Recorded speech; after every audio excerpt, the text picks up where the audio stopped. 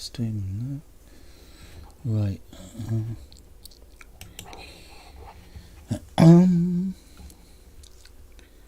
Live. Oh, I'm here. Okay, so it was a false start. But this is Books 2, Political Economy. Now this will be shorter than the live stream on philosophy. Anyway, it says I've been 20 seconds live, so welcome anyway. And although the philosophy video hasn't been looked at very much, I thought I'd just plough ahead with political economy, and then I can always amend it afterwards or whatever.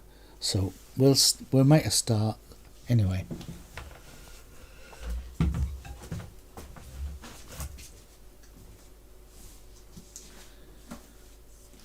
So in a chronological order, this is the first book, and it's the Grinderissa by Marx, and it's basically his notes for his first main publication on political economy, which was a contribution to a critique of political economy.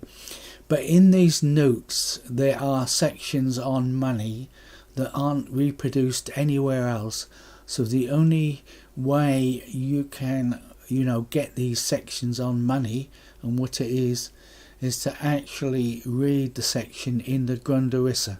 Now it's a very long time since I read that one, but it's quite important, and especially considering that Marx and Engels both considered that you needed to read the critique, or they assumed people had read the critique, contribution to critique of political economy, before they read Capital, but this is preparation for the critique. So that is the first book.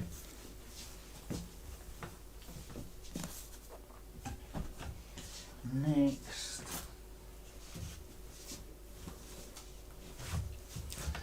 now this obviously immediately follows that.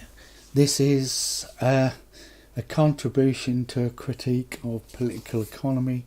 If you look on that way up, there we go.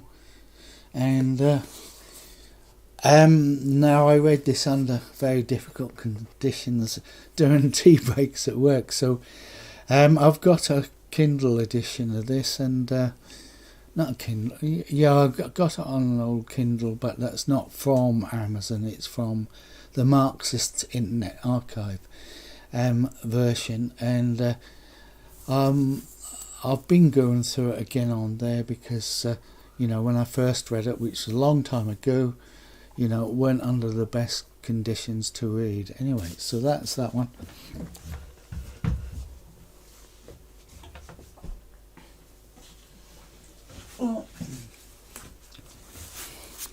So when you looked at those two, let me do this.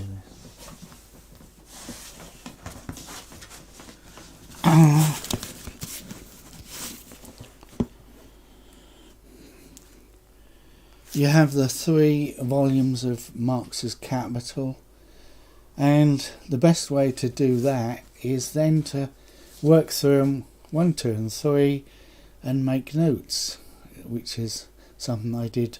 Actually, I didn't do it systematically until the mid-1990s. I'd read volume 1 before, but actually going through all 3 in detail and making notes I didn't actually do till the mid-1990s.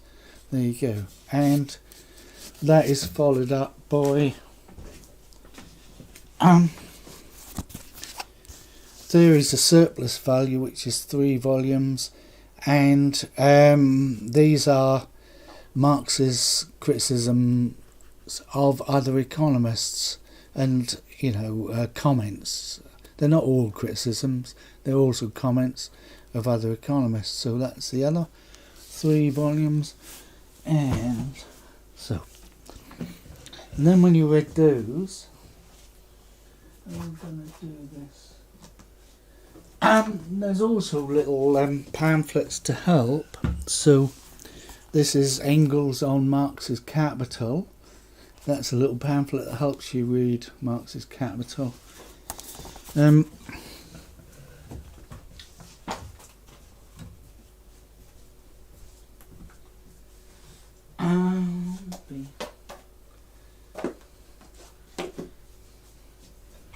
there's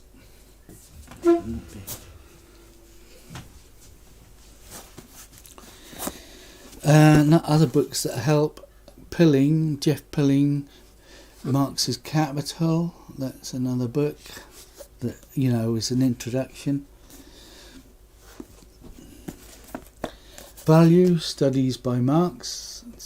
That's another. Karl Marx's Capital Today by Tom Kemp. Right. And let's see.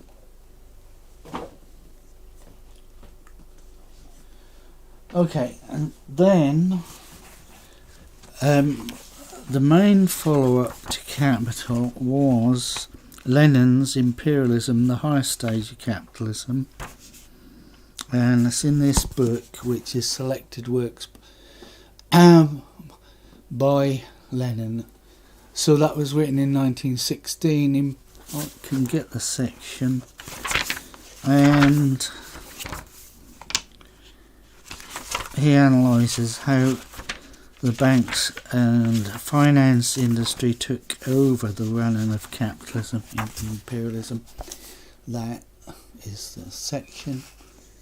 Oh, that's the forward. There we go. That one. So, and so other sources. There's this book I read in the late 1970s that came out in 1977. That was a Soviet publication, Political Economy, Capitalism. There's also other books that I don't have now, like some history of money books and things I don't have, but I've read. Now, then you've got data sources, so like this is Monitoring the World Economy 1820 to 1992. Now this has all been overtaken by the internet, where you can get your empirical facts and figures from lots of different sources. Did I put? No, I didn't. I don't know what I did. Okay, and then there's learning some of the technical aspects, measuring the economy. A little book there. Oh yes, I did. And so these economists' pocket world in figures, they are now available in e-publications. So 2016 was the last time I got an actual little book, and that's statistics. A lot not even to do with political economy, but there are figures in it. And there's another little book, History of Economic Thought, which goes through several different economists. What else we got? And there's another little one like that. No. Oh yeah, I know. That one over there.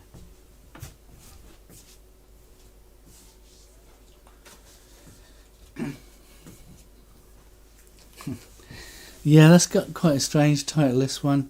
New Ideas from Dead Economists. And again, that's very similar to the other one, which was a History of Economic Thought. But this is more recent. I don't know when that was published. No, that's a one. But a lot of this information you can get online now. Okay. And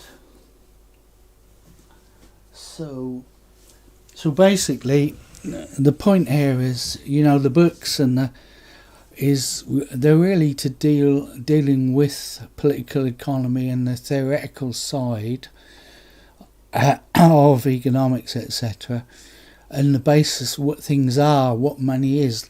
Like I read some histories of money that went through all the different forms and different types of things that had been used for money, but they never actually mentioned what money actually is.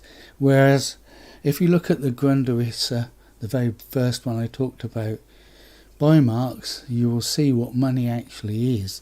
Now, so you need that theoretical background to actually study the modern empirical data that are produced in the financial press and everywhere else. If you try and just learn from today's current data, you're going to be struggling. So I'm going to finish this broadcast now. Where's the end stream?